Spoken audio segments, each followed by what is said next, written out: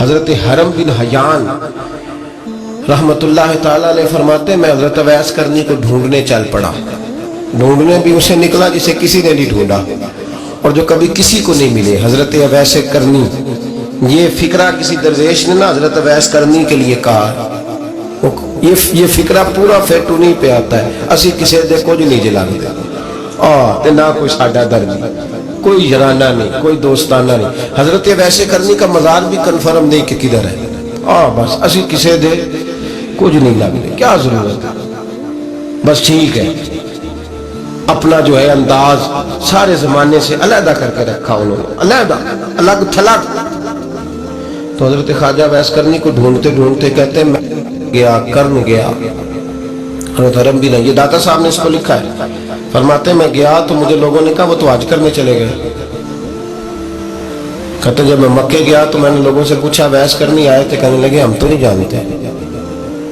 یہ تو میرے جیسے لوگ ہوتے ہیں نا جن کی تصویریں زیادہ نکلتی ہیں تو جن کی ویڈیو زیادہ ہوتی ہے تو لوگ زیادہ جاننے لگتے ہیں ورنہ رب کریم کے بندے تو چھپے ہوئے چکر میں پڑے ہی نہیں. کون اویس کرنی؟ تو انہوں نے کہا کہ حضرت اویس کرنی چہرے پر برس کے داغ ہیں کمزور سا وجود ہے داڑھی زیادہ گھنی نہیں.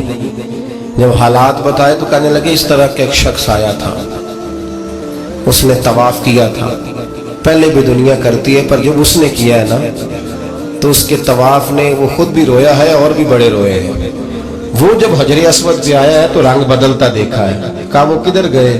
کہنے لگے پورا نہیں پتا اتنا ضرور خبر ہے کہ ان کے انداز بتاتے تھے کہ اب مدینے جائیں گے. تو جناب حرم بن حیان کہتے ہیں پھر میں مدینے گیا میں نے خواجہ اویس کو ڈھونڈا. میں نے کہا یار میں نے حضرت خواجہ اویس کرنی کو ملنا ہے کسی نے بتایا ہے کہ وہ مدینہ شریف آئے. تو لوگ کہنے لگے ہم نہیں جانتے وہ کون ہے.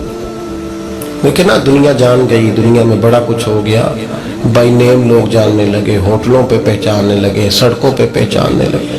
لیکن بات تو یہ ہے کہ جن کو پہچاننا چاہیے اگر وہ پہچان لیں پھر تو بڑی بات ہے پھر تو بڑی بات ہے. لیکن اگر وہاں ہی پہچان نہ ہو سکے تو پھر تو معاملہ بڑا الگ سا ہے نا.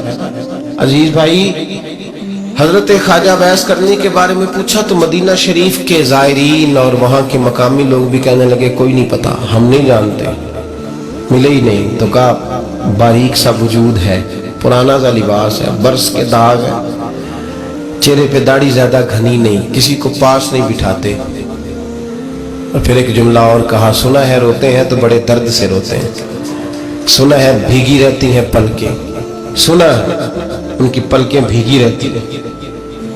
میں 2-4 دن پہلے کسی سے سن رہا تھا شعر اس نے کہا تھا ایک باری میری آنکھیاں تو انہوں نے اتھرو پونجے سن ہن چسکا پہ گیا رونے دا ہر ویلے یا ہوزاری ہے. کہتے ہیں کہ وہ اس طرح کی اس کی کیفیت ہے.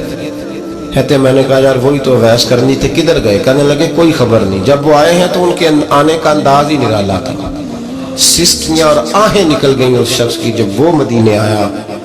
حضرت حرم بن حیان کہتے ہیں میں ڈھونڈتا رہا تلاش کرتا رہا پھر میں ان کو ڈھونڈتے ڈھونڈتے عراق میں آیا تو نہر فرات کے کنارے ایک کمزور سے آدمی کو ریت کے ٹیلے پر بیٹھ کے وضو کرتے دیکھا.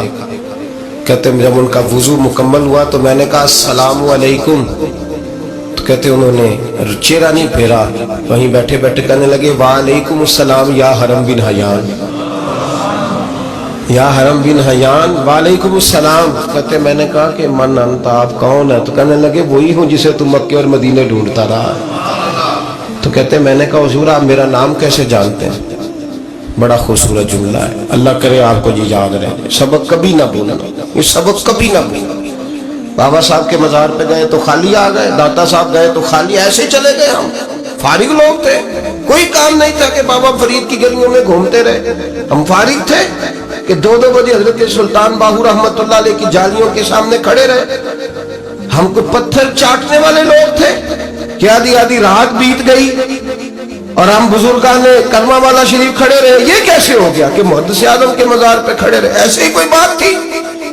حضرت اویس کرنی بول کر فرمانے لگے کہنے لگے کیا کہا تو نے کہ میں تجھے کیسے جانتا ہوں؟ فرمانے لگے تو مجھ سے پیار کرتا ہے عارف تو روحی من روحی کا میری روح تیری روح کی جاننے والی ہے. یہ روحوں کا رشتہ ہے، یہ خطا نہیں جایا کرتا۔ عرفت روحی من روحی کا، میری روح تیری روح کو جانتی ہے۔ یہ کیسے ہو گیا؟ کوئی ایسے لوگ تھے، تو اتنی جگہ مجھے تلاش کر آیا اور میں تجھے جانوں نہ، یہ کیسے ہو سکتا ہے؟ یہ کیسے ممکن ہے؟ تو ڈھونڈتا رہا گلی گلی اور میں کہوں کہ میں تجھے جانتا نہیں، فرمایا حرم بھی نہ جان میں، ہاں میں دعا کرتا ہوں اللہ کی بارگاہ میں کہ رب کریم مجھے اور تجھے جنت میں اکٹھا کر دے۔ کہتے ہیں جب انہوں نے یہ دعا کی تو وہ چل پڑے۔ میں نے کہا حضور کہاں جا رہے ہو؟ فرمانے لگے میرا پیچھا نہ کرنا، میں کسی اور منزل کا مسافر ہوں، اور جس رستے میں چل رہا ہوں نا ان منزلوں پہ ساتھ نہیں کسی کو لیا جاتا، یہ میری اپنی ذاتی منزل ہے، اس میں پاؤں پہ چھالے ذرا سخت ہوتے ہیں، ہر آدمی کا کام نہیں یہاں چلنا، تو مجھے تنہا رہنے دے اور مجھے اپنی مرضی سے چلنے دے۔ کہتے میں نے منت کی تو کہنے لگے بس تو نے جد و جہد بڑی کی تھی تو تیرے ساتھ ملاقات کر لی، تجھے پہچان لیا، تیرے ساتھ بات کر لی، ورنہ میں کہہ چکا ہوں اسی کسے دے کچھ نہیں لگ دے۔ اسی لیے میں نے حضرت غالباً امام شورانی رحمۃ اللہ علیہ کے حوالے سے پڑھا ہے کہ قیامت کے دن جب حضرت ویسے کرنی جنت میں جائیں گے تو ممکن ہے اس وقت بھی لوگوں کو دیدار نہ کرایا جائے، بلکہ امام شورانی کہتے ہیں اللہ 70,000 فرشتے ان کی شکل کے پیدا فرمائے گا اور ان کے جھرمٹ کے اندر چھپا کے انہیں جنت میں داخل کرے گا۔ ملاقات کس سے ہوگی؟ صرف انہی سے ہوگی جن کے لیے انہوں نے زندگی گزار دی۔ یا خدا سے ملیں گے یا مصطفیٰ کریم سے ملیں گے۔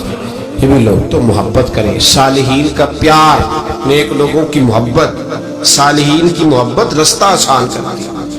کوئی شک نہیں کہ زمانے میں سارے لوگ اچھے نہیں ہوتے، برے لوگ بھی آئے ہیں مارکیٹ میں، ہوتے ہیں، لیکن 2 4 5 10 بروں کو لے کر کے اچھوں کی محبت چھوڑ دیں گے، نیک لوگوں کا ذکر چھوڑ دیں گے، ان کا پیار چھوڑ دیں گے، ان کا تذکرہ پڑھنا چھوڑ دیں گے، ان کے پاس بیٹھنا چھوڑ دیں گے۔ گزشتہ دور میں جو بادشاہ بھی نیک ہوئے نا وہ بھی صالحین کی محبت کی وجہ سے نیک ہوئے۔ اورنگزیب عالمگیر اگر کچھ بہتر ہوئے تو اس لیے کہ ملا جیون نیک آدمی سے محبت کرتے تھے۔ محمود غزنوی کی بہتری کا سبب یہ تھا کہ حضرت سیدنا ابو الحسن کرکانی کے پاس جایا کرتے تھے۔ صالحین کی محبت نے بادشاہوں کے رخ بدلے، بادشاہوں کے، ان لوگوں کو پیار تھا تو حالات جہانگیر بادشاہ جایا کرتا تھا خواجہ اجمیر کے آستانے پر، تو لوگ کہتے ہیں کہ بڑے سخت دنوں میں بھی ہم اس کی آنکھوں میں آنسو دیکھا کرتے تھے۔ درد والی جگہ پہ جاتے تھے نا لوگ تو درد مند ہو جاتے، اس لیے صالحین کا پیار کبھی نہ چھوڑے، کبھی نہ چھوڑے۔ میرے بھائی کپڑوں پہ مٹی پڑ جائے نا تو کپڑے دھوئے جاتے ہیں، اتار کے پھینکے نہیں چاہتے، چیزیں غلط ہو جائیں تو گرد جھاڑی جاتی ہے، اس نظام کو چھوڑا۔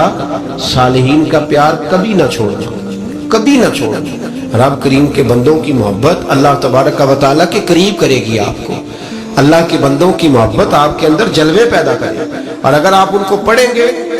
میں جب پاک پتن شریف جاتا ہوں یا کسی مزار پر میں کھڑا ہوتا ہوں نا تو وہ جو حالات پڑے ہوتے ہیں نا ان بزرگوں کے، وہ سامنے آتے ہیں کہ یہاں خواجہ نظام الدین محبوب الہی تشریف لائے۔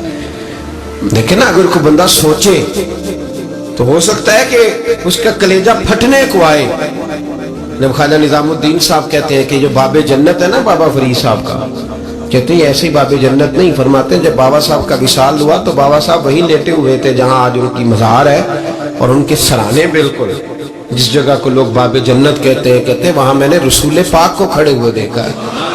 اب کوئی آدمی حضور کی خوشبو محسوس، اس کا ایک ارادہ بن گیا نا کہ یہاں حضور کھڑے تھے، اس پر کیفیت کیا طاری ہوگی، اس پر انداز کیا ہوگا، اس پر وارد کیا ہوگا، وہ کہاں پہنچ جائے گا 1-2 منٹ کے اندر۔ تو یہ تو اس وقت ہے جب اس کے محسوسات ہوں گے، جب وہ نظریاتی طور پر اس بات سے متفق ہوگا، جب وہ خوشبو محسوس کرنے کی صلاحیت رکھتا ہوگا۔ ایک بات عذرائے محبت ہے، کہہ دیتا ہوں چونکہ سوالات ہوتے رہتے، کہہ دیتا ہوں۔ اعلیٰ حضرت کے ایک مرید تھے مولانا حشمت علی خان صاحب رحمۃ اللہ، بڑے تگڑے آدمی، جن لوگوں کی پوزیشن بڑی سخت فاضل لوگ ہوتے ہیں نا، اور حاضر جواب 1 منٹ سے پہلے پاک پتن شریف گئے تو باب جنت سے گزر کے آئے۔ باب جنت سے کسی ہمارے عالم نے نہیں لکھا کہ جب وہاں سے گزر گیا اب توبہ نہ کرے اور کوئی اچھا عمل نہ کرے تو جنت میں جائے گا، بس یہ کہا کہ ایک دروازہ ہے جہاں خواجہ نظام نے حضور علیہ السلام کو کھڑے دیکھا، گزر جائے کوئی تو الحمدللہ، اس کے لیے ایک برکت ہے۔ لیکن کسی شخص نے یہ نہیں کہا کہ اب وہاں سے نکل کے آ جائے اور معاذ اللہ جھوٹ بولے، جو مرضی کرے اور کہ میں جنتی ہو گیا. یہ معنی کسی بندے نے بھی بیان نہیں کیا. ہاں وہاں سے گزر کے آئے، سچی توبہ کرے، بعد میں اپنے اعمال پہ محنت کرے، اللہ اسے برکت عطا کرے گا. فرماتے ہیں میں پاک پتن شریف سے ہو کے آیا، رش بڑا تھا، اس کے ایام تھے، تو باب جنت سے گزر کے آیا تو میں بس کی چھت پہ بیٹھ گیا. کچھ اور لوگ بھی تھے، تو ان میں سے کچھ ایسے صاحبان بھی تھے جن کو بیماری ہوتی ہے چھیڑ کے رکھنے کی، کوئی نہ کوئی بات کیے رہتے ہیں، یہ ہو گیا تو وہ ہو گیا. کہتے ہیں انہوں نے بات چھیڑ دی، مولانا کہاں سے آ رہے؟ تو میں نے کہا پاک پتن شریف. تو کہنے لگے کہ آپ وہ بہشتی دروازہ جس کو کہتے ہیں باب جنت، وہاں سے بھی گزرے ہیں؟ کہنے لگے الحمدللہ، لائن تو بڑی لمبی تھی پر موقع مل ہی گیا ہے، گزر گیا ہوں وہاں سے. تو کہتے ہیں مجھے سونگنے لگ گئے. کہنے لگے پھر تو آپ جنتی ہو گئے ہوں گے، پر آپ کے پاس سے جنت کی خوشبو نہیں آ رہی. تنزیہ، انہوں نے کہا تنزیہ. تو کہتے ہیں انہوں نے طنز کیا تو مجھے بھی حق حاصل تھا، جواب در جواب کی تو اجازت ہونی چاہیے نا. میں نے کہا مولانا کیوں، آپ کیوں سونگ رہے ہیں؟ کہنے لگے میں نے حدیث پاک میں پڑھا ہے کہ جنتی 500 سال بھی دور ہوگا تو اس کے پاس سے خوشبو آئے گی، یعنی 500 سال لگیں گے ابھی اس تک، تو پھر بھی جنت کی خوشبو آئے گی، تو آپ سے تو کوئی نہیں آ رہی. کہتے میں نے ان سے کہا آپ نے ایک حدیث پڑھی ہے، اگلی بھی پڑھ لینی تھی. حضور نے فرمایا جہنمی کو جنت کی خوشبو کوئی نہیں آئے گی. یہ نہیں پڑھی آپ نے حدیث، یہ نہیں نظر سے گزری. تو کہتے ہیں وہ مولانا مجھ سے معذرت کرنے لگے، کہنے لگے یار آپ تو ناراض ہی ہو گئے. تو میں نے کہا بھی آپ نے کیوں چھیڑی بات؟ میں نے آپ سے کوئی ڈسکس کیا؟ آپ نے پوچھا کہاں سے، آپ پھر آپ ہی نے کہہ دیا کہ وہاں سے گزرے کہ نہیں جنتی دروازے سے، اور پھر آپ نے ہی اعتراض کر دیا. تو پھر ہمیں اتنا تو حق حاصل ہے نا، ہم آہ بھی کرتے ہیں تو ہو جاتے ہیں بدنام، اور تم قتل بھی کر دو تو چرچا نہیں ہوتا. ہمیں بھی تو حق حاصل ہے نا، اتنا تو جواب در جواب ہم دے سکتے ہیں. تو بھائی اس لیے صالحین کی محبت کبھی نہ چھوڑے، اللہ کے بندوں کا پیار کبھی نہ چھوڑے. کسی بزرگ کا ذکر ہو، کسی صحابی کی بات ہو، اہل بیت نبی، حتیٰ کہ انبیاء کرام علیہ السلام، اللہ کے انبیاء کی محبت، ان کی تعظیم، ان کا اکرام اپنے دل میں بٹھائیں، اس کو جگہ دیں. یہ تکمیل ایمان کے لیے بڑا ضروری ہے. فقط استکمل الایمان کے لفظ آئے حدیث میں. اگر تکمیل ایمان چاہیے، اللہ کی رضا کے لیے لوگوں سے محبت کرنی چاہیے. اللہ عمل کی توفیق عطا فرمائے.